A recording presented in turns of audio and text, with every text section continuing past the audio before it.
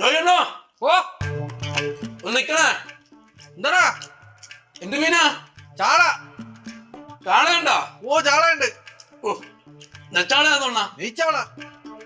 നെച്ചാളയാണെങ്കിൽ നല്ല പുളിമുളക് ഇട്ട് വെക്കണം അല്ലേ? ഊഫ് അടിപൊളിയായിരിക്കും. രണ്ടെണ്ണം എടുത്ത് വെച്ച് വറുക്കണം. വറുത്ത തകർക്കും. ആ പിന്നെ സൂപ്പറായിരിക്കും സൂപ്പറായിരിക്കും. ആ കുരുമുളക് ഇട്ട് വറക്കണം. കുരുമുളക് അടിപൊളിയായിരിക്കും. അയല ഇരിപ്പുണ്ട് ഇവിടെ. അയിലുണ്ടോ? അയലുണ്ട്.